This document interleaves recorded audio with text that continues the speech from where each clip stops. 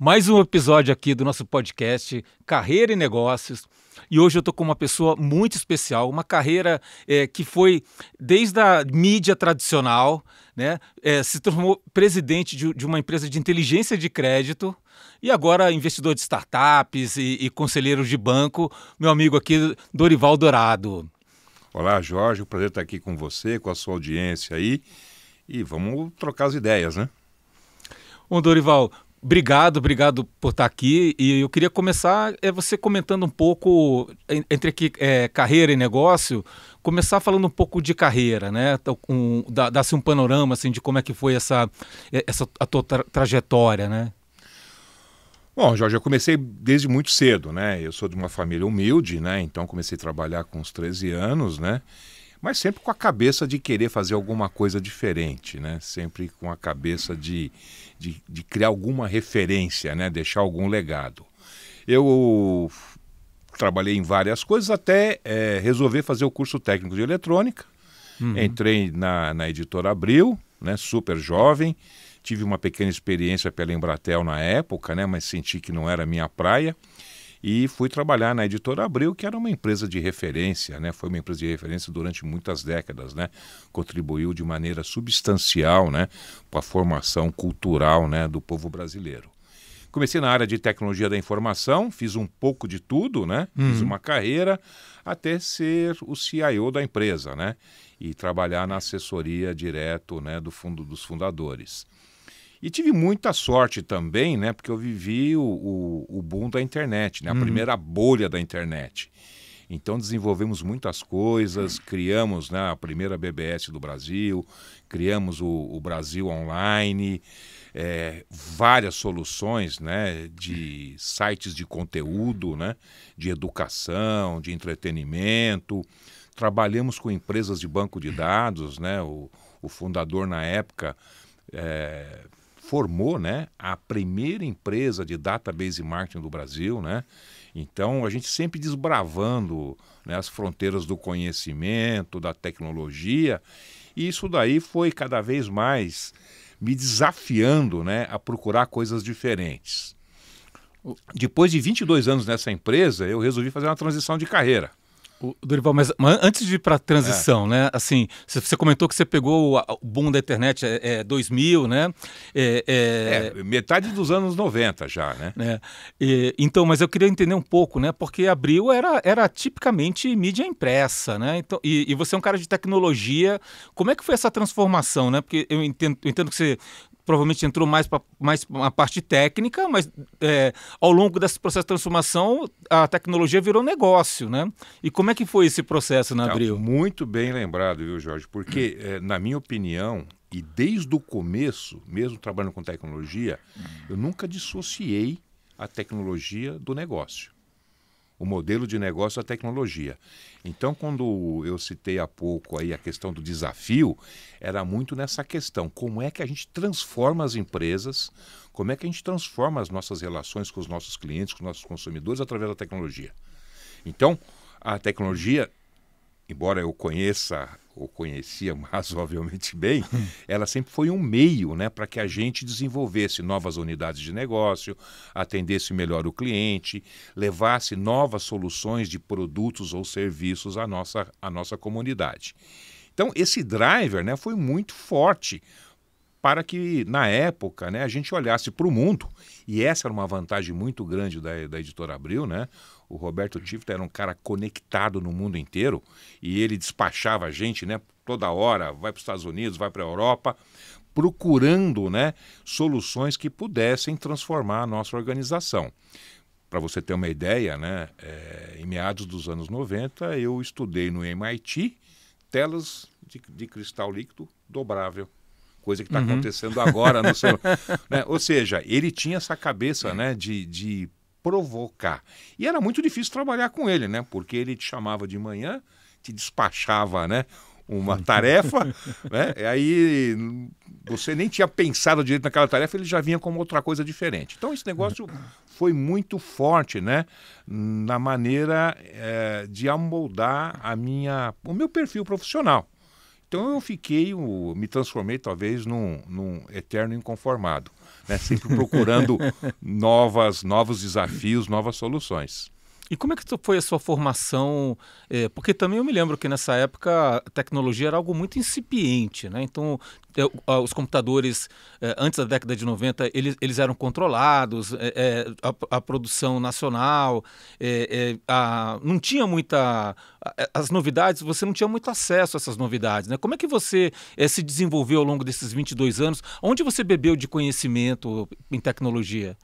Então, nessa época, né, e acho que até um pouco hoje, né, a escola está muito distante do mercado de trabalho. Uhum. Então, eu cheguei a estudar administração de empresas com ênfase em análise de sistema, né, não existiam cursos de computação ainda, eram muito raros. Eu precisava trabalhar, só podia estudar à noite, então eu fiz um curso, né, mais ou menos, né, e eu sempre tive a característica de ser autodidata. Eu sempre busquei.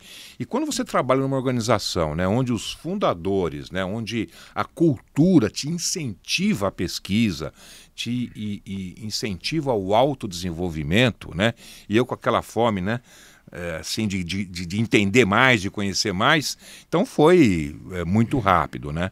O que a gente fazia? Lia bastante. Por ser uma empresa de conteúdo editorial, jornalístico, essa questão da investigação era muito forte na nossa cultura, né? Então a gente viajava, naquela época já assinava as melhores publicações do mundo inteiro, a empresa incentivava nas suas férias você fazer um curso, você viajar, né? A empresa até subsidiava isso. Então, tinha uma política, né? A companhia tinha uma política de desenvolvimento humano, desenvolvimento de pessoas muito forte. E aí, né, é o que eu sempre falo, né? Quem quer subir no trem, sobe. Quem não quer, não sobe. E eu tive essa oportunidade. Eu agarrei todas essas oportunidades, né, com muita vontade, né, com muita determinação e também com muita resiliência, né, porque não é fácil. E me desenvolvi bastante, né, em termos de conhecimento.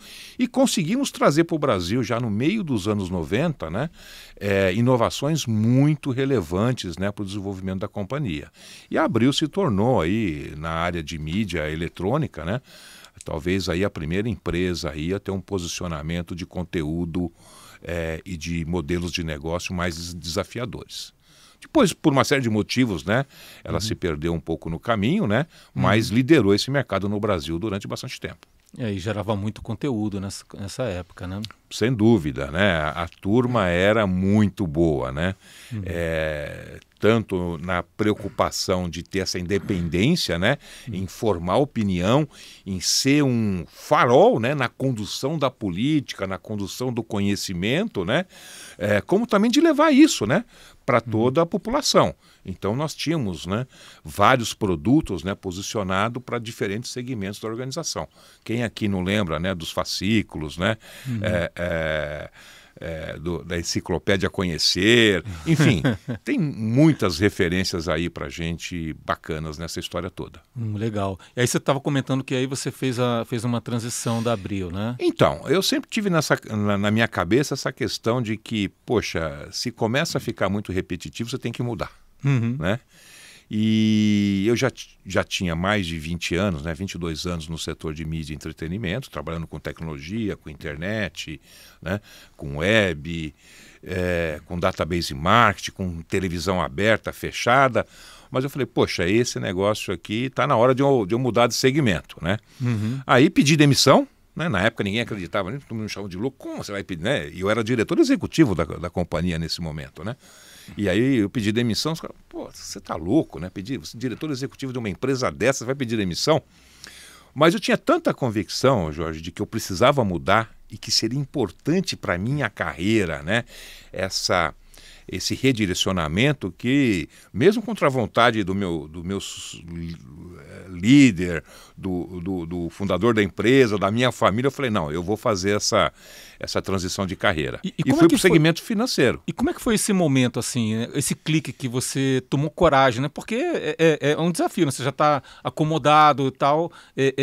Olha, vou para o segmento financeiro, estou aqui no editorial. Como é que foi internamente isso para você? Qual foi o momento que você deu esse clique Então, e o que te motivou, né? Então, as pessoas me chamavam de louco, né? Porque nessa época era diretor executivo, tinha carro da empresa, 2 secretárias, salinha com sofá, com televisão, né? Tudo aquilo que qualquer executivo podia almejar na vida. Mas eu falei, poxa, eu estou aqui com 42 anos... E falei para o Dr. Roberto na época, né? A Abril foi uma empresa super importante para mim. Ela me formou enquanto profissional e ser humano. Só que eu preciso mudar. Eu estou insatisfeito. Eu acho que eu tenho mais pista para andar, né? E essa inquietude, né, me atormentava, Jorge. Ok, tem uma vida super confortável, bom salário, bom emprego e aquela coisa arada toda, mas... a gente é sempre assim, falando que está faltando algo, né? Então conversei com ele e tal, e ele foi muito positivo na época, né? E eu decidi comprar essa briga com todo mundo, né? Com família, com amigos e tal, e pulei de paraquedas aí, né? Sem o paraquedas, né? Nessa iniciativa de ir para o setor financeiro. Porque naquele momento, né, eu tinha a certeza, né, de que o setor financeiro estava se desenvolvendo muito rápido, né, se tornando aí extremamente importante no contexto socioeconômico brasileiro. Eu falei, poxa, eu preciso participar desse boom, né? E aí fiz várias tentativas e fui terminar na Serasa, a maior empresa de crédito da América Latina na época. E aí... Bom, aí é aquele negócio, né? Você chega num lugar, num setor diferente, que tem paradigmas, né? Muito diferentes daquilo que você estava acostumado a praticar, né? Mas e aí eu queria só abrir um parênteses, né? Porque a gente... claro, tem que cuidar da sua carreira, né? Mas eu sou muito grato a Deus porque colocou pessoas extremamente relevantes na minha vida. Então, Roberto Tivita foi uma delas, né? Um outro líder que eu tive também na época, né? Já falecido também, foi super importante. E eu acabei conhecendo o Elson Aníbal de Luca, né? Que era o presidente da Serasa na época.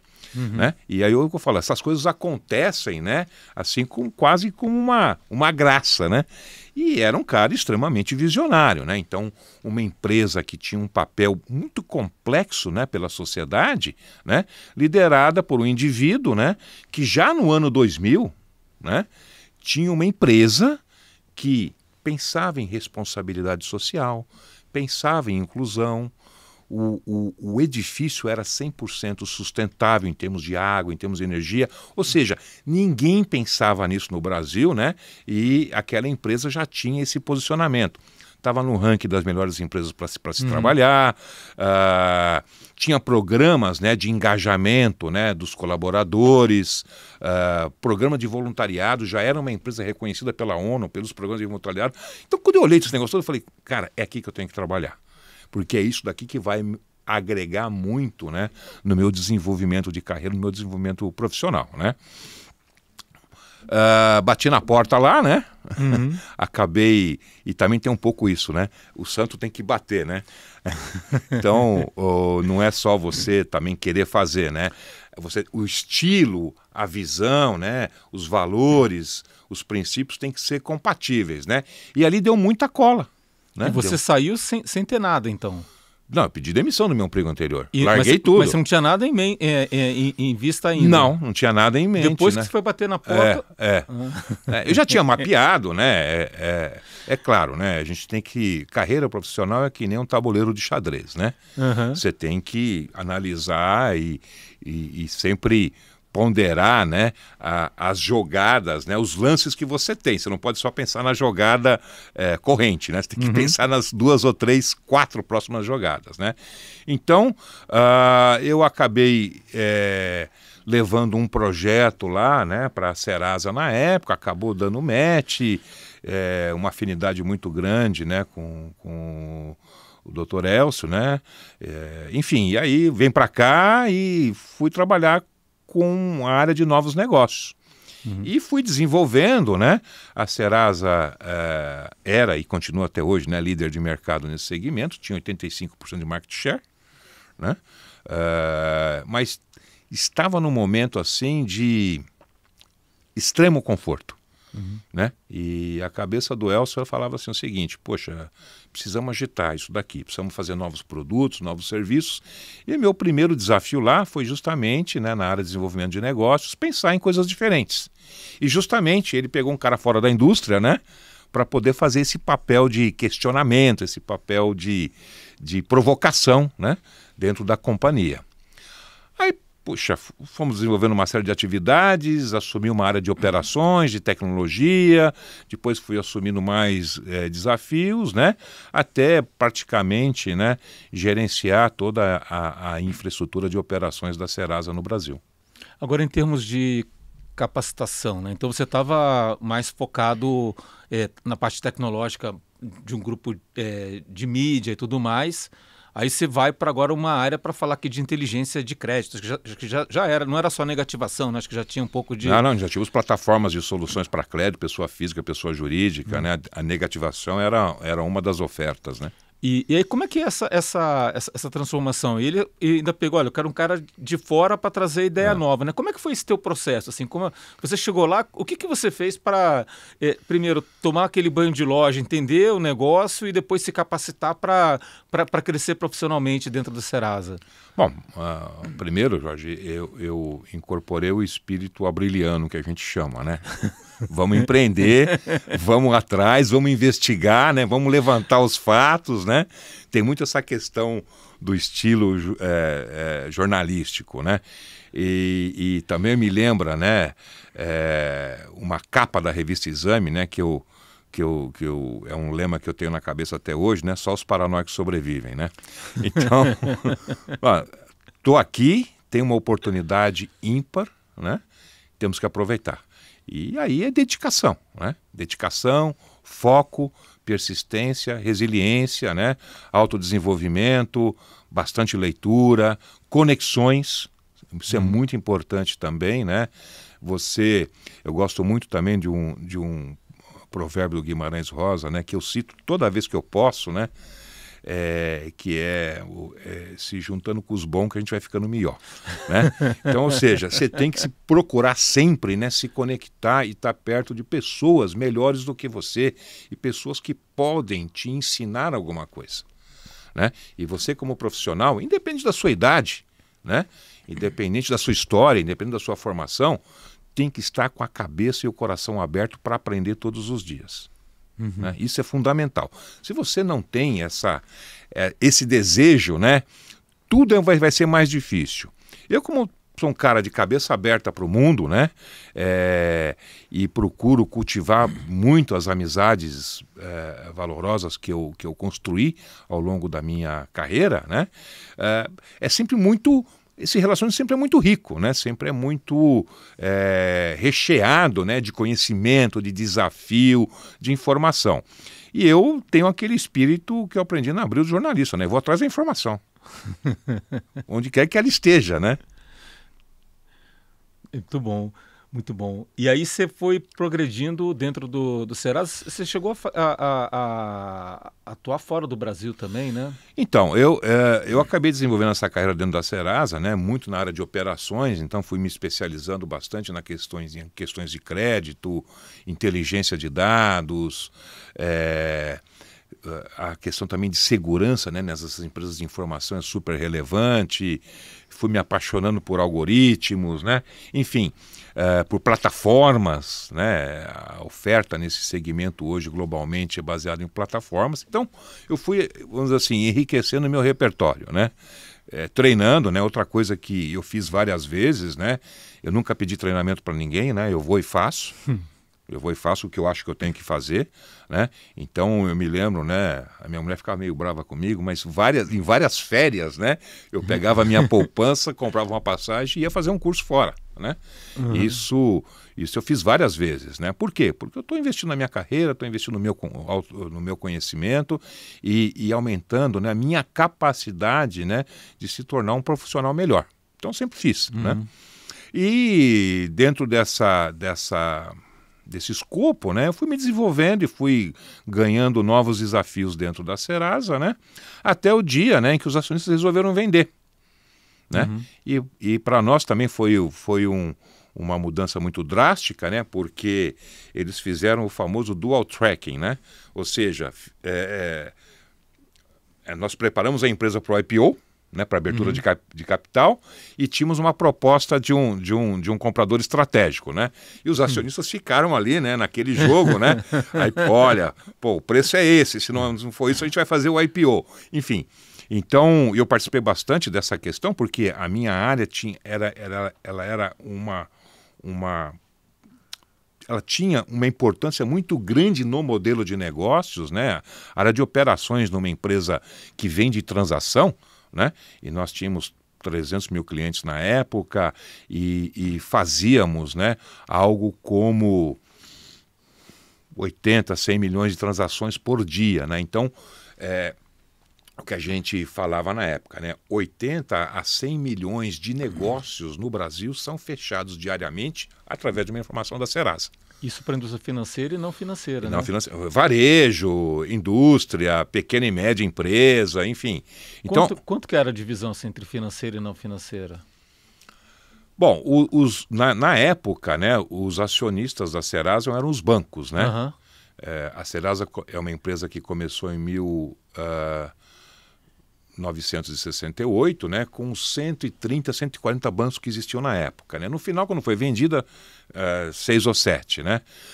O segmento financeiro, ele representava algo como 50% a 60% do faturamento total. Então, mesmo sendo dos bancos, você já tinha 40% que era empresa não financeira consumindo, né? Porque isso é super importante para o país sem também. Dúvida, né? Sem dúvida. Não, a gente, né, media bastante a relação crédito-PIB, né? Que é um indicador global, né, bastante relevante. No início dos anos 2000 era alguma coisa perto dos 30%, 32%, se a memória não me trair, né? E nós chegamos já a 52%, 53% do PIB, né? Então, o crédito, né, Jorge, ele é fundamental para o desenvolvimento do país, né? Para o crescimento das empresas, para o crescimento das pessoas. Dar crédito consciente, dar crédito responsável faz muito bem ao país, faz muito bem às pessoas, faz muito bem aos negócios. Né? E aí eu fui nesse processo, houve a opção dos acionistas, né, de vender a companhia, né, por um grupo global, né? E aí eu participei de todo o processo de integração, né, mais de quase 2 anos, né, participei do processo de integração e quebrei o pau com os caras, né? Eu defendi os interesses da companhia, né, local, né? Porque você sabe, né, toda vez que você tem um processo desse tipo, há uma tendência de se trazer muita coisa, né, e se substituir, né, muito conhecimento, né, muitos produtos, né, locais. E eu sempre achei que isso, no caso da Serasa, né, não era uma verdade, né? O Brasil, e eu tinha uma lógica para fazer isso, né? E o que eu falava para eles é o seguinte: vocês fora do Brasil já nasceram com o mercado da informação positiva. Né? Ou seja, o crédito lá fora é dado, né, não se você tem uma situação de inadimplemento, né, não se você deixou de pagar alguém, mas o quão bom você é nos seus pagamentos. E o Brasil, por questões históricas, tinha a lógica ao converso, a lógica ao inverso. Ou seja, no Brasil, o paradigma, né, da concessão de crédito era informação negativa. Né? Tanto é que, durante muitos anos, meu nome está na Serasa, né? Aquela coisa arada toda. Então, nós desenvolvemos muita tecnologia de crédito, muita tecnologia de informação, baseado nesse pressuposto, que era bastante diferente deles. Né? Então, eu briguei bastante com eles. Foi, né? Experian, né? Que comprou. O grupo Experian, né? E eles tinham presença no Brasil na época? Eles tinham feito uma pequena aquisição, né, mas muito pequena mesmo, de uma empresa de informações de marketing, né? Tá. Mas eles nunca conseguiram entrar no Brasil, tentaram, né, por vários caminhos, mas não conseguiram. E a Operação Brasil, quanto que era com relação a todo o Experian na época? Olha, nós chegamos a ser, né, porque logo depois da aquisição, né, teve a grande crise de 2008, né? E a sorte da Experian é que ter tido comprado a Serasa.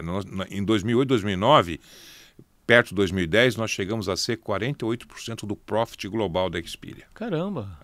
A operação brasileira. Caramba! representando 20, 25% dos negócios globais, né? Hoje eu acredito que deva estar em torno de, sei lá, alguma coisa entre 8 e 10, né? Mas então foi uma aquisição para eles estratégica, relevante, bastante muito relevante, estratégica, né? E relevante. Não, basicamente eles se posicionaram na América Latina, né? Depois fizeram aquisições na Colômbia também, tentamos entrar na Argentina, não tivemos muita sorte. O México é um mercado super complicado, né? Mas a presença na América Latina é super relevante através da Serasa, né? Entendi. O mercado brasileiro hoje, né, tem 5 empresas operando nesse segmento, né? Então é um mercado muito, muito competitivo, né? Mas a Serasa continua ainda com liderança, né? E como é que foi essa experiência? Então você está numa empresa relevante para o negócio, né, da Experian, né, até estratégico, não sei o quanto que eles viam o quão estratégico poderia ser, uma cultura totalmente diferente, não só o Brasil, mas o crédito positivo, o crédito negativado, né? Como é que foi esse jogo de cintura e esse processo? Olha, Jorge, nós tivemos muito embate, né? Muito embate, né? Porque primeiro eles queriam colocar as plataformas aqui no Brasil, só que a lógica de negócio era o contrário. O sinal era trocado. Então é muito difícil, né? Então tivemos que mostrar para eles ao longo do tempo, né, essas peculiaridades do mercado brasileiro, né? E jabuticaba só tem aqui, né? Então não adianta, às vezes para você explicar para eles não é muito fácil. Esse é o mercado de pessoa física. No mercado de pessoa jurídica, e olha que sacada interessante eles tiveram. A Serasa, na época da aquisição, se transformou no maior negócio de pessoa jurídica da Experian no mundo. Só a Serasa representava perto de 40% da operação de pessoa jurídica no mundo. E aí sim a gente conseguiu exportar uma certa tecnologia.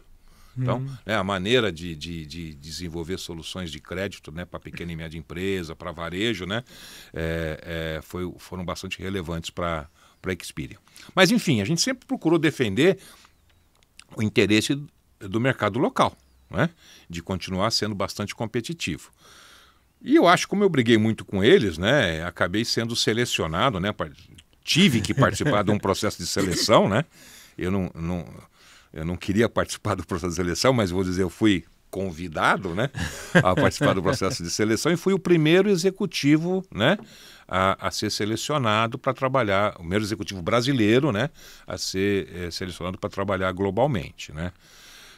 Para mim foi um impacto muito grande, né, mesmo porque eu já estava com a idade, né, mais avançada, né, não era tão jovem, e conhecer um mercado novo, né, uma empresa nova. Mas, mais uma vez, Jorge, eu pensei na minha carreira.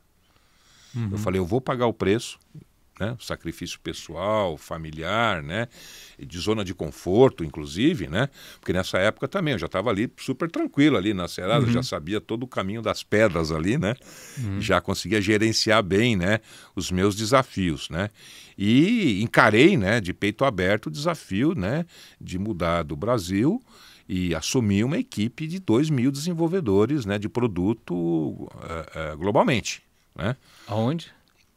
Eu primeiro fiquei baseado na Califórnia, né? E depois fiquei baseado em Nova York, um ano e pouco em cada lugar, né? Eles queriam que eu fosse para Nottingham, né? No interior da Inglaterra, né? Porque lá era a base operacional. Eu falei, pô, Nottingham para mim é só Robin Hood, não vou ficar aqui. Se for para ter aí, esquentar a cabeça, vamos esquentar num lugar legal, né? Então eu fui trabalhar na sede americana, né? Que também tinha lá o seu núcleo global, né? Baseado na Califórnia, né? E no meu caso foi um desafio muito grande, né? De estilo, cultura, método de trabalho, língua, né? Porque às vezes a gente acha que fala inglês, né? Mas não é bem assim, né? Uma coisa é você falar inglês, outra coisa é você ter uma relação, né? Ter a oratória em inglês, né? Exatamente. E também a forma de fazer negócio, né? A forma de fazer negócio aqui no Brasil é muito diferente. A gente é muito acostumado, né? Por mais que a gente planeje, né? A gente é muito mais informal, muito mais flexível, né? Muito mais do improviso. Vamos lá conversar com o cara e a gente resolve, né? É assim que a gente faz normalmente. Lá fora não é assim, não. Na vida, isso me incomodava muito, né? No mundo corporativo. Você chegava para reunião, tinha 1 hora, você gastava 15 minutos falando amenidades, né? Aí eu falei, não, tem que ser focado, tem que ser focado. Aí daqui a pouco eu percebi que eu estava fazendo besteira, né? Porque esses 15 minutos no Brasil é fundamental para você avançar, né? Se você não consegue quebrar o gelo, depois se você não cria empatia, se você não cria empatia, né? Você tem que falar um pouco de futebol, né? Enfim, aqui assim, lá fora não é, né? E a maneira como a gente prepara uma proposta, né? Como a gente aborda um cliente, o planejamento, né? Da relação, né? Ela é fundamental. Né? Então eu aprendi bastante, né? E como eu te falei, né? Trabalhei quase 3 anos lá fora, né? Sendo o primeiro, eu brincava, né? O primeiro deportado, né? Sofrendo todas os bullying, né? Que você sofre numa situação desse tipo, né? Embora tivesse um cargo de reporte direto ao CEO global, né? Eu tomei lugar de um monte de gente lá, né? E isso daí você sabe que dá dificuldade em qualquer país do mundo, né? Mas, mais uma vez, a minha decisão, né, foi priorizar a minha carreira, né? E o meu aprendizado, né? A minha necessidade de aprender, descobrir novos horizontes, me desafiar, né, entender como a mecânica, né, de uma empresa global, né, por dentro, né, que é muito diferente também, né, na hora que você senta num board lá fora, na hora que você vai fazer uma apresentação de resultado, né. Então, eu diria que eu aprendi on the fly, né, com todas as cicatrizes, né, que esse processo gera, né. Pelo que eu estou vendo, desde o grupo Abril até... Não, mas é isso, né, a minha esposa sempre fala para mim, né, poxa, você é um imã para problemas, você fica arrumando encrenca toda hora, é o que eu gosto, eu acho que esse espírito investigativo, né, e do desafio é que me motiva, né. Se eu não tiver desafio, se eu não tiver coisas que sabe, me impulsionam, né, a descobrir o novo, né, a fazer o novo, né, eu dou seta para o acostamento, né. Então isso para mim é super importante. Eu vivo através dessa adrenalina. E aí foi, né, fiz lá uma experiência super, super interessante. Viajava muito, né? Eu tinha equipe, né, em todos os continentes. Então, trimestralmente, ia à Ásia, ia à Oceania, enfim.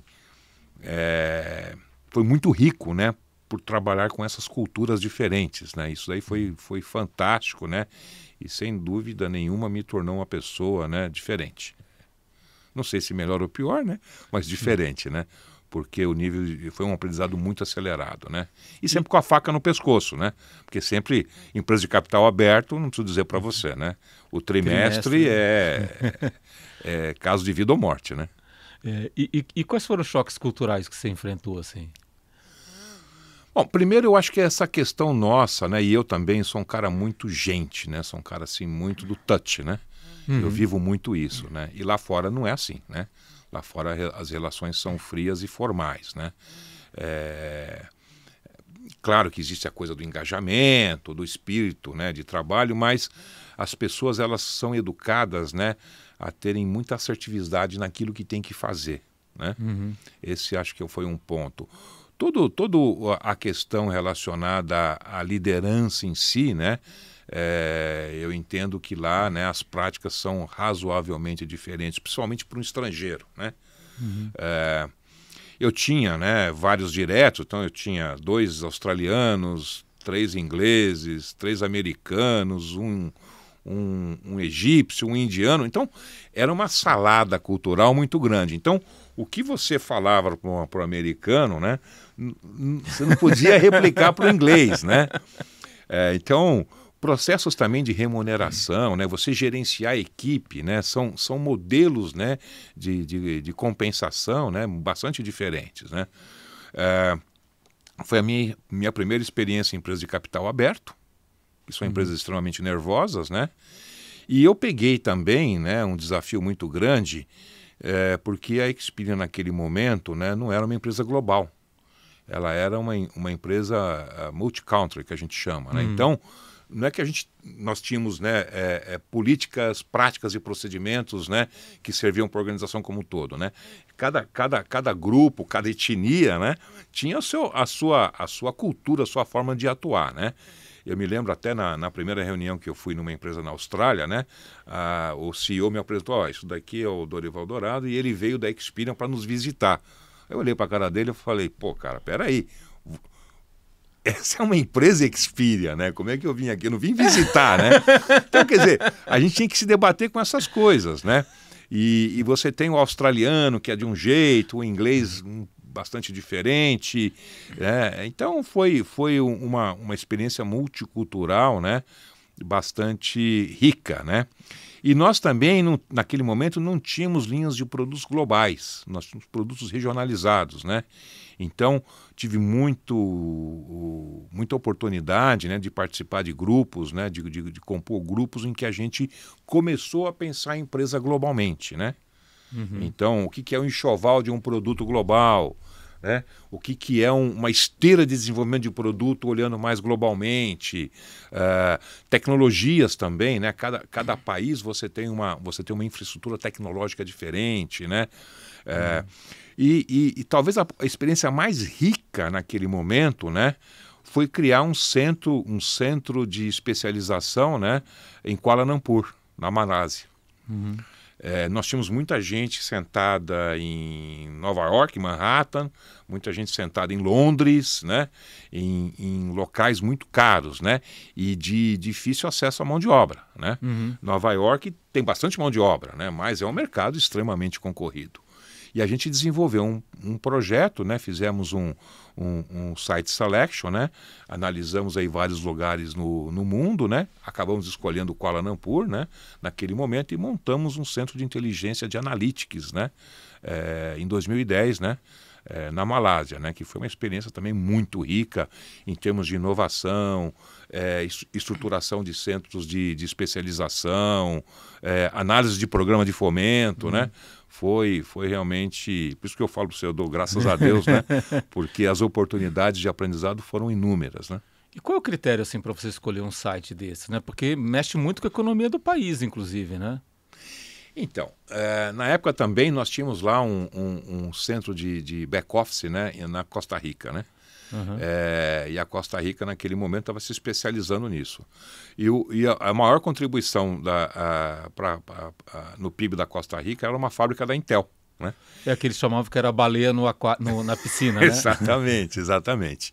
Bom, você escolher um lugar desse, né, não é simples, né?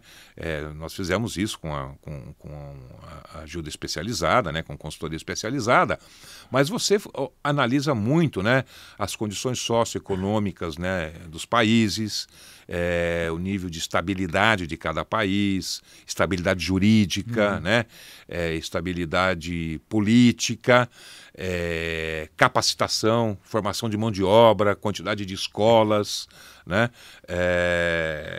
nível de educação da população. Então são vários indicadores, né, que você coloca lá num algoritmo, né, e você sai com uma determinada pontuação, né. Custo de mão de obra, né. Eu até tentei, né, como bom brasileiro, né, tentei dar uma forçadinha de barra, né. Mas o Brasil não ficou, né, no top 5, né? E o principal detrator, né, do Brasil foi justamente a política trabalhista, né? A gente não tanto quanto outros países, né, mas a gente tem bons polos de formação de pessoas, né? Você pega aqui em São Paulo, no Nordeste, agora no Sul também, né? Mas a gente não passou, né, na maioria dos critérios. Bom, então voltando aqui, né? Você começou Bom, então eu estava nessa vida, né? Viajava bastante, viajava, sei lá, quase 3 semanas por mês, né? E um dia eu estou sentado lá no escritório, toco o telefone, né? E era um headhunter, né? E também é importante também eu citar, né? essas transições internas, né, sempre foram feitas também com headhunter, né? Eu sempre entrei como candidato interno. Então, mesmo na Abril, né, quando eu fui para diretor executivo, né, para gerenciar toda a área de tecnologia e novos negócios dentro do grupo, né, eu passei por um headhunter, né, junto com candidatos de outras áreas da empresa e até candidatos externos. Quando eu fui também selecionado para essa posição na Experian, a mesma coisa. Tinha um headhunter externo, né, que fez a seleção entre candidatos internos e externos, né, e eu acabei sendo selecionado. E que dica que você dá para quem vai passar por esse processo, vai conversar com headhunter interno ou externo? O que você... A primeira é não mentir, né? Os caras gostam muita gente que gosta de falar um monte de coisa que não fez, né? Bom, você tem que ser extremamente fidedigno, né? O teu histórico profissional, né? Os teus achievements, né? Que eles gostam de chamar, né? As suas realizações, as suas entregas, né? Esse é o primeiro ponto. O segundo ponto é muito essa preocupação. Até para cargos técnicos, né? Você tem que ter na cabeça que você tem que pensar no negócio. Qualquer tecnologia, qualquer técnica, né, tem que ser para viabilizar o negócio. Você fala muito de inovação, né, e tem um monte de conceito de inovação no mercado. Agora, o que é inovação efetivamente? Na minha opinião, eu sigo a regra do Peter Drucker. Inovação é aquilo que leva valor para o acionista e para o cliente. Então, se a gente vai fazer isso com tecnologia, sem tecnologia, com tecnologia de ponta, com tecnologia de terceira geração, não interessa, né? O importante é você fazer essa geração de valor. A geração de valor nas empresas hoje é super importante. E essa geração de valor, ela se manifesta de maneira múltipla, né? Ou é no modelo de negócio, no relacionamento com o cliente, na performance operacional, na eficiência dos seus processos, na inovação de produtos, enfim. Acho que tem várias maneiras, mas esse é um ponto importante, né? Você demonstrar dentro de um processo de seleção que você está muito conectado, né, com o objetivo fim, com o negócio da empresa, né? E que você sabe o que pode fazer a diferença, né? O outro aspecto importante, né, é a questão da liderança, né? Jorge, a gente não faz nada sozinho. Se a gente não montar um bom time, a gente não vai para frente. Então, acredito muito nisso também, né? E eu sempre quis, né, contratar gente melhor do que eu. Porque isso me desafia, isso me faz crescer, isso me faz evoluir, você entendeu? E o cara vai colocar boas ideias na mesa. E a gente, em conjunto, né, porque eu acredito muito na questão de time mesmo, né? Você só consegue entregar produtos e serviços de valor se você tiver um time bom, competitivo, antenado, dedicado, né? Focado. Então, eu acho que esses três ingredientes, né? Na cabeça de qualquer processo de seleção, de qualquer headhunter no processo de seleção, faz diferença, né? Relacionamento interpessoal, né? E você nunca achar, né? E essa é uma coisa que eu falo para várias pessoas que eu conheço, você nunca achar, né, que esse é o seu último desafio, né? Esse é o último conhecido. Então, acho que demos sorte. Aí eu estava lá, né, sentado lá, desenvolvendo lá, brigando com os caras, né, porque você gerenciar times múltiplos assim, né, com origens diferentes, é uma coisa bastante desafiadora, tá? E aí, honestamente, viu, cara, abri no peito, eu quebrei a cara. Eu morei 3 anos sozinho lá fora, né, e morava no hotel, né? Então eu chegava à noite no hotel e falava assim, meu Deus do céu, o que eu estou fazendo aqui? E eu só tinha o travesseiro para reclamar, né? Porque foi bastante desafiador, mas também bastante rico. Aí tocou o telefone, né? Era um headhunter. Pô, você está aqui, queremos falar com você e tal. E era um headhunter americano. E aí, nessa época aí, né, o escritório da companhia era na Park Avenue, em Nova York, né? Aí o cara me falou, não, meu escritório é aqui, Park Avenue, número tal. Eu falei, pô, mas é o prédio da frente, né? E aí falou, pô, queria te conhecer e tal, conversar. Eu falei, pô, como é que eu vou falar com o headhunter do prédio da frente da empresa que eu estou empregado, né? Aí, né, engenharia, né, pô, vamos lá, saí, né, cruzei a rua, fui pela rua de trás, desci na Lexington, subi, né, entrei pelo prédio, pelos fundos, né, e fui falar com o headhunter. E era para concorrer, né, a uma vaga aqui no Brasil, né, de uma empresa que não existia, né? Então havia um fundo de private equity na época, né, que queria fazer um bid, queria apresentar uma proposta, né, de investimento e queria já chegar com essa proposta de investimento já bastante estruturada, né? E queriam já apresentar um CEO para esse negócio. E não existia a empresa ainda, não existia nem um negócio definido, né? No Brasil, né? No Brasil. Aí, participei do processo de seleção, né? Acho que tinham 6 candidatos, acabei sendo selecionado. Legal, né? Aí vim para o Brasil, falei assim, me reuni com o pessoal, acertamos tudo, né? E eles fizeram uma offering letter, né? Uma carta de oferta, né? Non-bind, né? Não vinculante, né?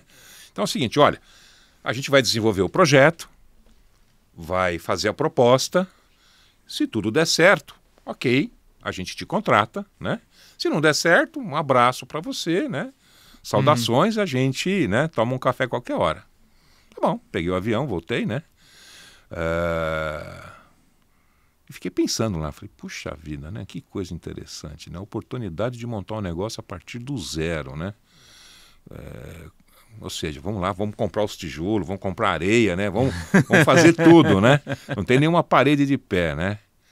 Aí passou, e esse negócio me incomodava, Jorge. Toda noite, eu não dormia, eu ficava pensando, será que esse negócio vai dar certo? Um negócio super legal, muito bacana. Cara, passou 10 dias, eu não me conformei, né? Eu liguei para os caras e falei o seguinte, olha, eu vou pedir demissão aqui, vou pegar um avião, vou descer aí e vou trabalhar no projeto com vocês. Os caras, você tá louco? A gente não tem projeto ainda, não tem nada, não temos como te pagar. Eu falei, não estou pedindo nada. Eu pensei e quero ajudar vocês a fazer a proposta, né, desse novo negócio. Não estou pedindo nada também. E se der certo, legal, vamos para frente. Se não der certo, eu vou fazer outra coisa na vida. Não, mas a gente não tem como te pagar. Eu falei, cara, não esquenta com isso. É por minha conta e risco. Aí, segunda vez, hein? Então, aí eu falo, você tem que pular do avião. Se tem paraquedas ou não, se não tem paraquedas, é outra conversa, né? Mas é aquela a confiança. Ou seja, você tem... A gente sempre tem oportunidades, né? Então, se esse negócio não desse certo, eu tenho minha cabeça, tenho meu conhecimento, tenho meus anos de histórico, tenho a minha reputação. Isso serve para alguma coisa. Se não for isso, eu vou, né, bater na porta e vou fazer outra coisa, né? E foi exatamente isso que eu fiz, né? Pedi demissão lá, os caras ficaram pé da vida, né? Juntei lá os meus trapos e voltei, né? A família ficou feliz, óbvio, né? Porque eu os via uma vez por mês, né? Quando muito, né? E porque essa é outra coisa também, né? A gente fala muito da vida profissional, né? Mas se você não tem uma estabilidade familiar que te dá essa sustentação, a gente também não vai para frente, né? Então, é claro que às vezes é sofrido, é complicado, tal, mas é fundamental você ter uma família estável, né? As pessoas que te apoiam e confiam em você, né? Isso daí resolve um pedaço muito grande da equação, né? Então, eu acabei voltando, me envolvi, né? E a minha justificativa para eles foi o seguinte, olha, cara, se essa proposta for a vencedora, né? Eu estando aqui com vocês desenvolvendo o projeto, participando do due diligence, etc., eu vou ganhar 1 ano na gestão, no mínimo. Eu vou acelerar a empresa em mais de 1 ano. Então é um investimento que eu quero fazer, né? E só os paranoicos sobrevivem, né?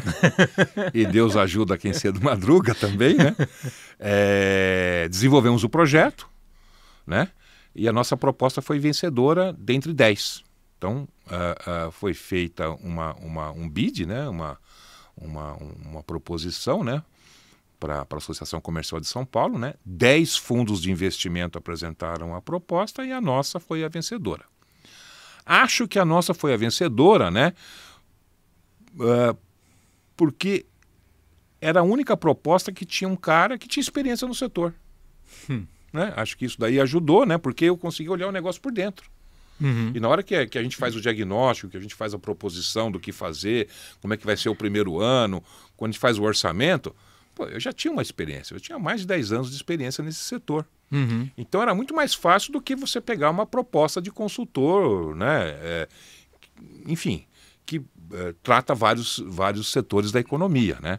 Eu talvez tenha sido o único especialista, né, a participar da composição de uma proposta. E a nossa proposta foi vencedora, né?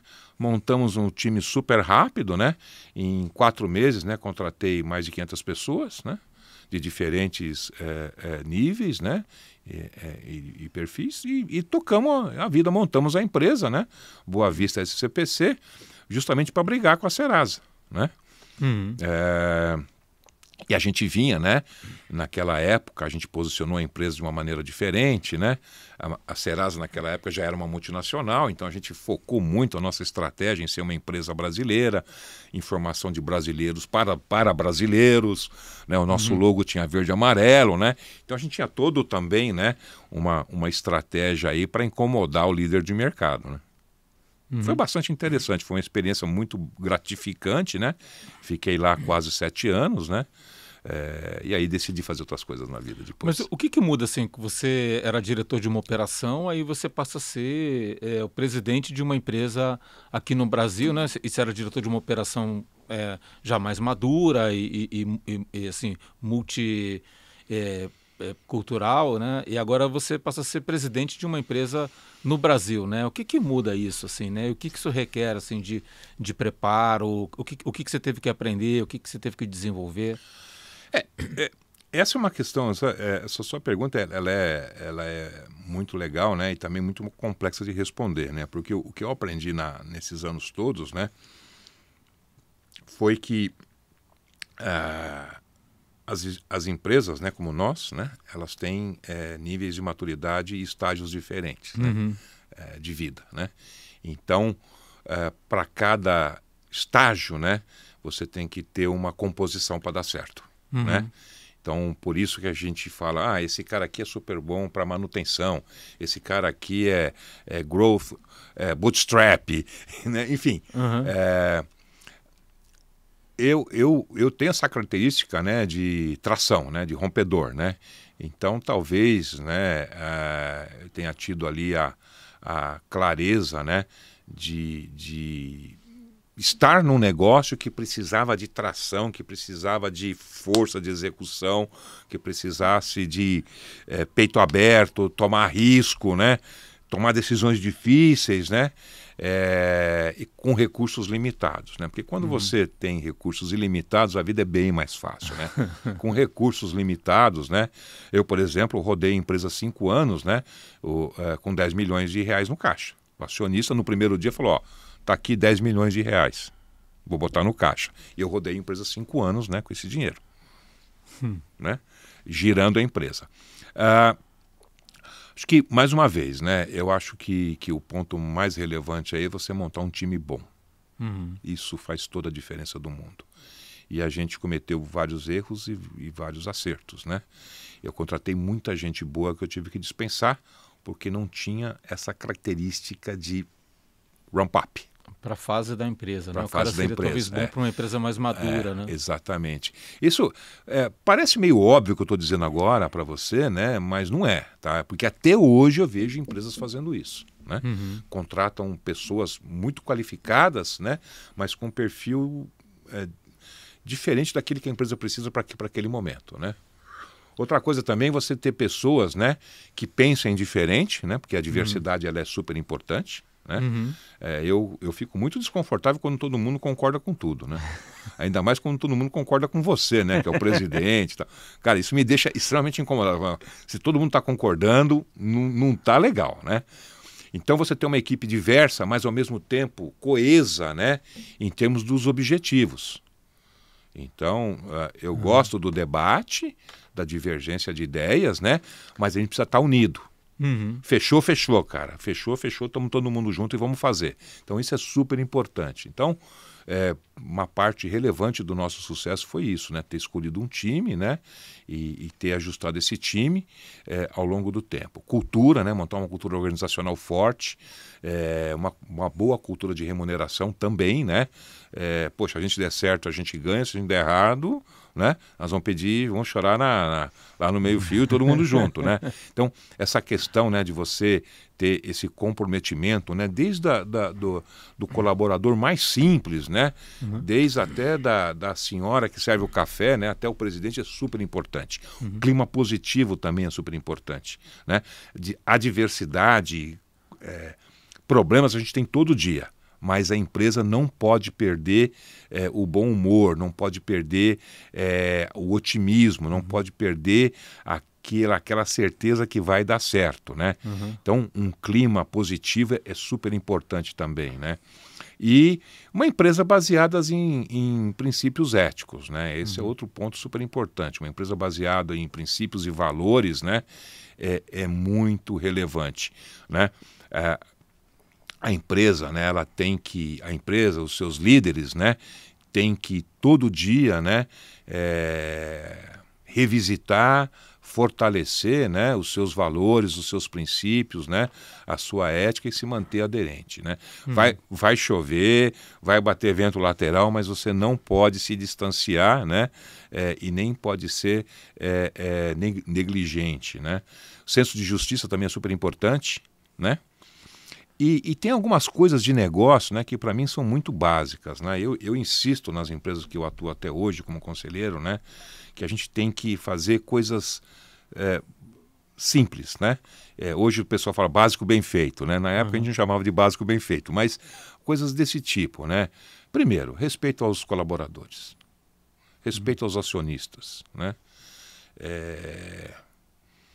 Respeito aos recursos da empresa, né? Todos eles, né? Financeiros, materiais, né?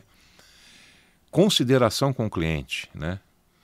Botar o seu cliente, né, no centro das suas decisões, né? Isso é super importante, né? Ir aonde o seu cliente está, né? Presença, né? Relacionamento é super importante, né? Qualidade de entrega, preço justo, né? São pequenas coisas, né? São pequenas ou palavras muito simples, né? Difíceis de ser executadas, mas que no final do dia fazem toda a diferença. Fazem toda a diferença. Eu tive muita oportunidade, né? Eu fazia em média 40, 50 viagens pelo Brasil por ano, né? E batia na porta do cliente e queria entender se o nosso serviço era bom, se a gente poderia fazer alguma coisa melhor, alguma coisa diferente, né? E eu me preocupava com o resultado do cliente. Eu estou lá não para vender um produto ou serviço, para fazer o meu cliente ter melhores resultados, né? Então, essa cabeça é muito importante. E eu brigava muito também, principalmente com meus comerciais e meus caras de produto, né? A nossa sede era na Avenida Paulista, né? E não dá para você fazer produto para a Avenida Paulista. Isso é uma parcela pequena do Brasil. Essa é outra coisa, né? O Brasil é muito grande, muito diverso. Você tem que... Eu falava para os meus caras, vocês têm que tirar o bumbum aqui da cadeira da Avenida Paulista, porque isso que vocês estão vendo aqui não é o Brasil. O Brasil é outra coisa. E fazer o cara levar nossas soluções para a ponta, né? Então, a gente tinha um programa chamado Caravana do Crédito, né? Que era um programa muito legal, onde a gente ia, né, para o interior do estado de São Paulo, para o interior de Santa Catarina, para o interior do Rio Grande do Sul, para estados do Nordeste, do Norte, levando, né, as nossas soluções e escutando o mercado. Porque, claro que eu tinha um produto para vender para um grande banco aqui. Agora, o que eu faço com o varejo lá de Belém do Pará?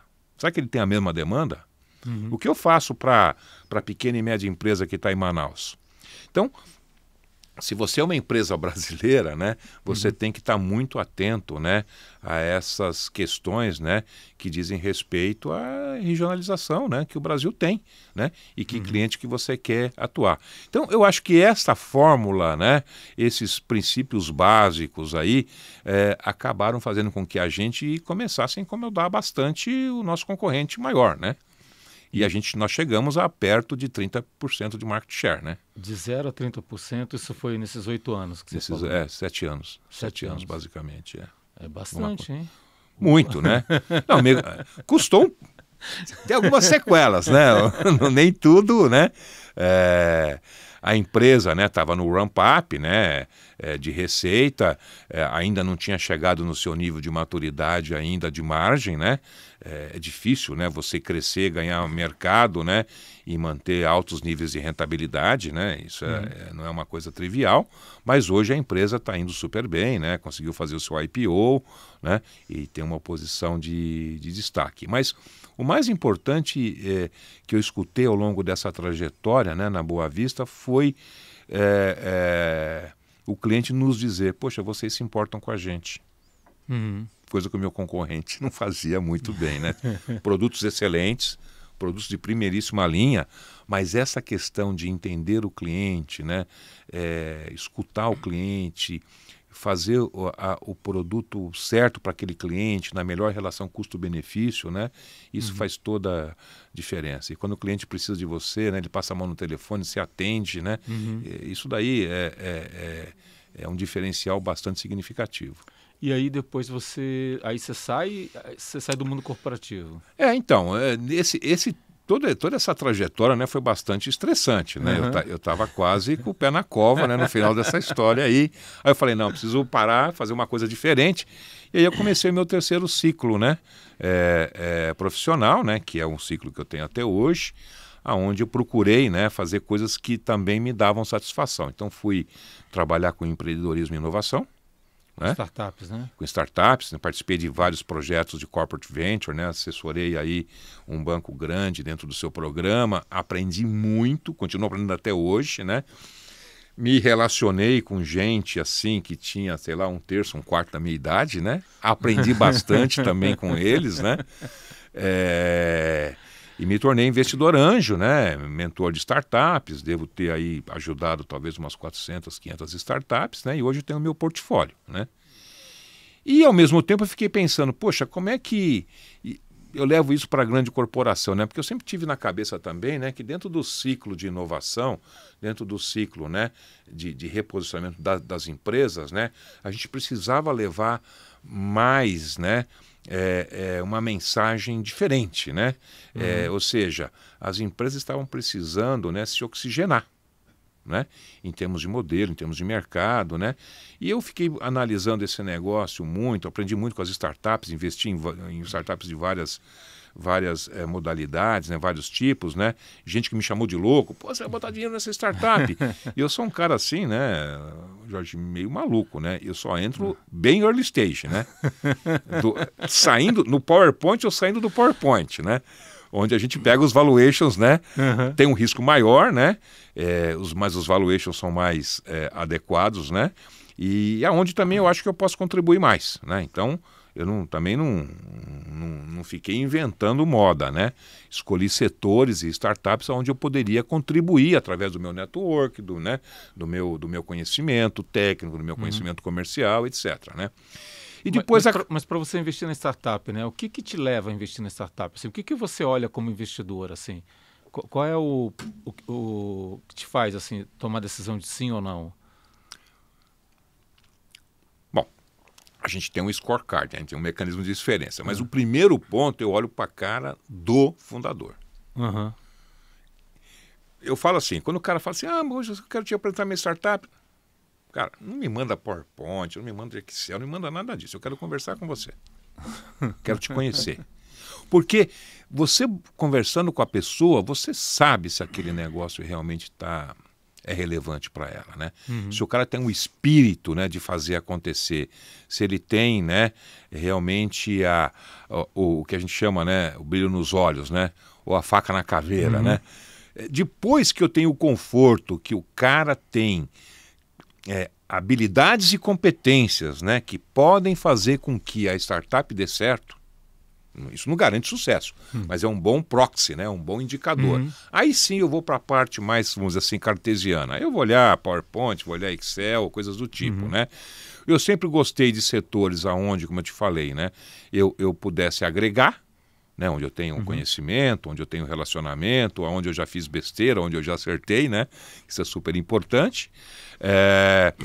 Modelos de negócio que são mais disruptivos, né? Startups que têm capacidade de ter um tracionamento mais rápido, né? Na fase mais atual eu estou olhando aquelas mais de impacto, né? Aquelas que podem trazer uma realidade diferente, né, para a sociedade. Investi em várias fintechs, né? Uma boa parte do meu portfólio é fintech de crédito. Acredito muito, né, no desenvolvimento das pessoas e do país através do crédito, né? O crédito responsável, o crédito inclusivo, né? É extremamente importante, né? E tem o seu espaço, então me dediquei muito para essa questão. Educação financeira também, né? Algumas startups de educação financeira e de inclusão financeira, né? Então, a partir daí, né? Algumas dão certo, outras não, né? Eu, graças a Deus, né? Tenho mais a comemorar do que a chorar. Né?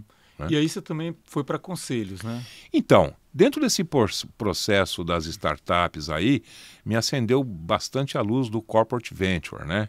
E de como ajudar as empresas, né, a acelerarem seus processos de desenvolvimento, de renovação, de inovação, tá? Aí fui tentar trabalhar com conselho, né? Não é uma coisa fácil, né? É um clube muito fechado, né? Mas acabei, né? Acho que por esse histórico, né? Por essa experiência, né? E talvez até por esse espírito, né, investigativo, questionador, né, acabei tendo a oportunidade, né, de participar de alguns conselhos, né. E mais uma vez, né, como eu tinha feito na questão da Boa Vista, né, eu trabalhei de graça para uns caras, né.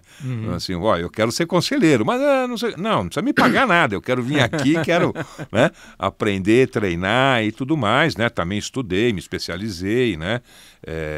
Até hoje faço cursos avançados de governança, né? Agora estou bastante focado na questão da sustentabilidade, né? Que é um tema relevante também para os conselhos, né? Cybersecurity, inovação de uma forma geral, né? A famosa transformação digital, né? Eu não gosto muito desse nome, mas enfim, isso aí é o que tem deixado os conselhos mais inquietos, né?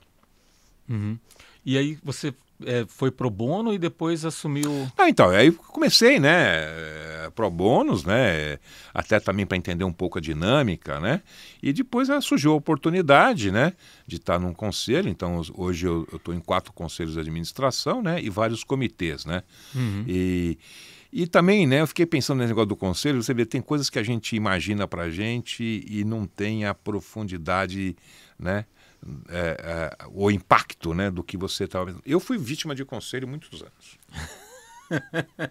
Por que eu fui vítima de conselho?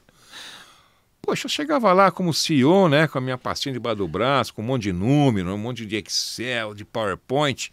Cara, tomava pancada pra caramba, né? De uns caras que não se preparavam para estar naquela reunião, né? De uns caras que não entendiam o modelo de negócios da empresa que eu gerenciava. De umas pessoas, né, extremamente gabaritadas, né, alguns deles, né, com general de 6 estrelas, aquela coisa arada toda, mas o cara não entendia, né, o board que ele estava sentado, né, o conselho que ele estava sentado. Então, isso para o CEO, né, para o executivo, né, é muito difícil, né, quando você tem conselheiro que não agrega, conselheiro que chega lá, senta para reunião, abre o book e começa a falar um monte de abobrinha, né? Então, como eu sofri muito com isso durante muitos anos, né? Assim, cara que mudava a reunião faltando meia hora para começar, né? Cara que mudava a pauta no início da reunião, sabe? Coisas assim muito malucas, né? O que eu procurei fazer desde o primeiro dia foi ser um conselheiro proativo, pró-companhia, né?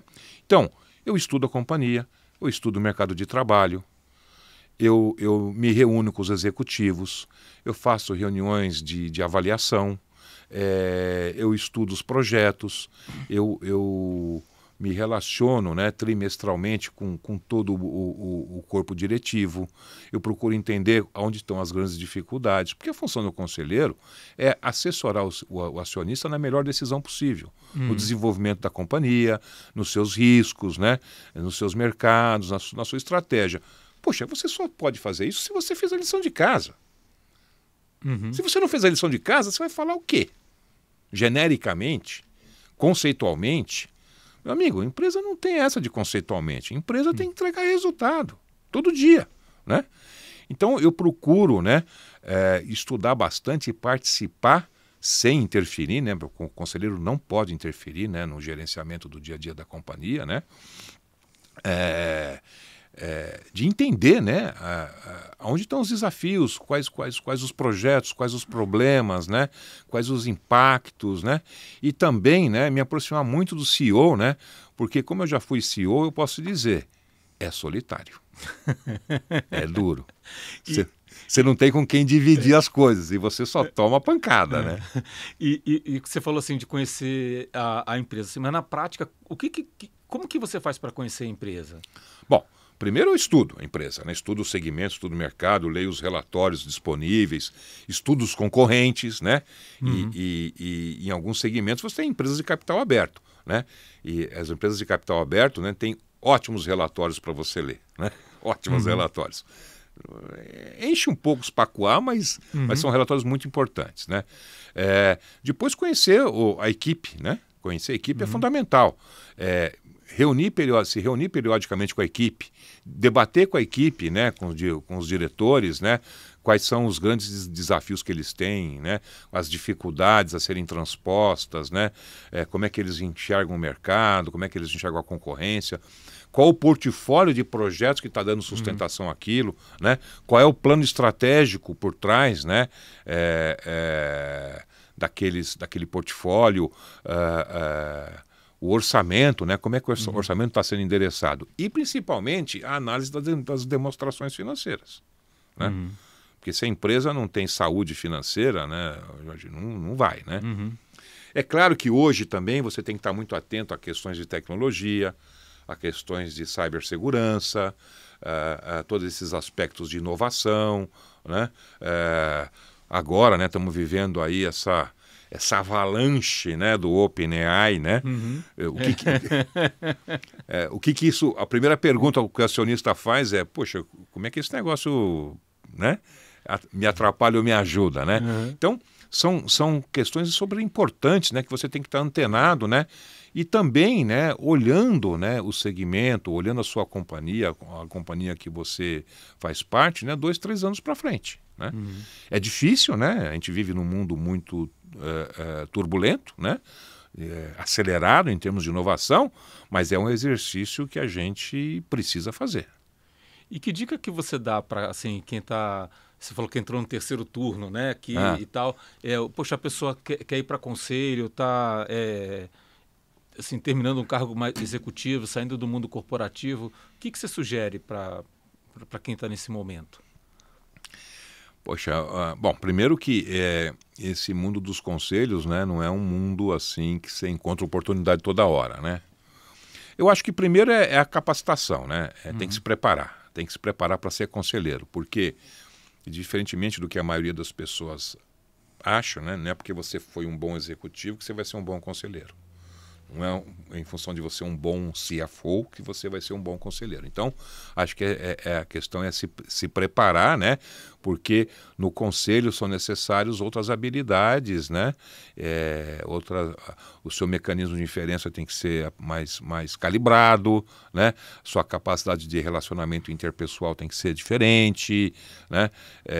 Você não pode ter receio, né? De falar as coisas que você acredita, que você acha, que você constatou, né? E você não está lá para ser político nem para fazer amigos, né? Você está lá para avaliar situações, né? Para avaliar a tomada de decisão mais adequada, né, para aquele contexto, né?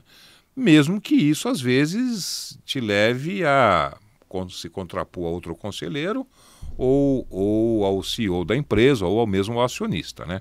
Então, a independência, né, e a autonomia, né, é fundamental. O que eu falo que o conselheiro precisa ter, né, ele precisa ter duas coisas bastante significativas, né? Primeiro, saber as melhores práticas, né, de tudo aquilo que envolve a tomada de decisão e segundo, trabalhar de acordo com a sua consciência, né? Isso é fundamental, né? E analisar muito bem, né, as implicações, porque Você tem vários tipos de conselho, né? Vários tipos de empresa. Você tem o conselho de empresa regulada, que é diferente de uma empresa não regulada, bastante diferente, né? Empresa de capital aberto no Brasil, empresa de capital aberto fora, empresas de dono, empresas com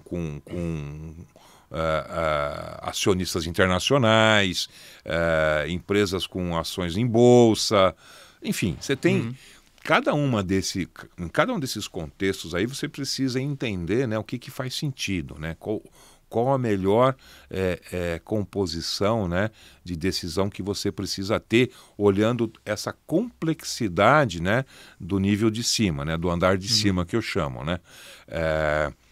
Eu sou conselheiro também de empresas de capital fechado. É outra dinâmica, né?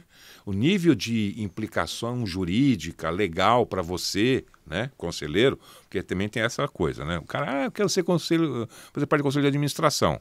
Você está preparado para botar teu pescoço na forca? Porque é um pouco isso que acontece. Se a empresa quebrar ou se a empresa adotar, né, padrões não éticos, ortodoxos, etc., você tem a responsabilidade legal, né? Com relação aos atos. Com patrimônio, né? Com os atos. Então você responde isso no CPF, né? Então, aí o cara, não, peraí, não é bem assim. Cara, ou não é, não tem meio termo. Então você vai trabalhar em conselho consultivo, né? Onde a carga legal, né, é praticamente zero, né? Então é muito importante você ter essa conscientização, né? E buscar aí, né, como sempre, né, o aprimoramento contínuo, né, o aprendizado contínuo, mesmo porque as regras mudam bastante, né? Se você está em empresa regulada, por exemplo, você tem que estar muito antenado, né, com as mudanças regulatórias, né, com as exigências legais, né, relacionadas, né, ao ambiente que você está inserido. Por exemplo, eu sou conselheiro de banco passa por um processo de transformação, né, diário, né, ou regulatório ou tecnológico, né, e também, né, na briga entre setores, né. Tem gente que acha que banco ganha muito, então vai lá, tenta regular, tenta mexer no produto A, B ou C, e às vezes são decisões, né, externas, né, que têm um alto impacto na estratégia da empresa. Eu diria até na própria sobrevivência, né. Então, está antenado a isso, né, e trabalhando, né, de modo a garantir, né, a sobrevivência da companhia, né. É super importante. Muito bom, muito bom. Uma última pergunta, eu vejo já que a gente estourou aqui no tempo, né? Mas o papo está excelente. Aí você está lá no conselho administrativo, no conselho consultivo, e aí pelo seu perfil, né, que você foi contando a história, você é um cara empreendedor, mão na massa, de execução. Como é que você se segura aqui para não ultrapassar essa fronteira? E qual é a fronteira que você acha adequada aqui entre ser o conselheiro e atuar no negócio, né? Pô, Jorge, é difícil, tá? A gente tem que se policiar todo o tempo, né? O que eu acho que essa experiência toda me propicia, né? É que eu posso ir do micro para o macro, né? E do macro para o micro com uma certa flexibilidade, né?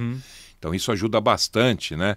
Quando você tem que tomar uma decisão, quando você tem que analisar um contexto, um determinado contexto, quando você tem que analisar risco, né? Porque risco hoje é outro aspecto super relevante para as empresas. As empresas têm que administrar todo dia os seus diferentes tipos de risco. Risco regulatório, risco de imagem, risco de cybersecurity, risco, enfim. Você tem que... Então, eu acho que isso daí me ajuda bastante, né, nessa avaliação. Eu me policio, né, bastante para não cruzar a fronteira, né, mas também posso ser, né, quando me demandam, né, eu também posso ser aquele cara mais mão na massa, né, que ajuda a pensar, que ajuda a refletir.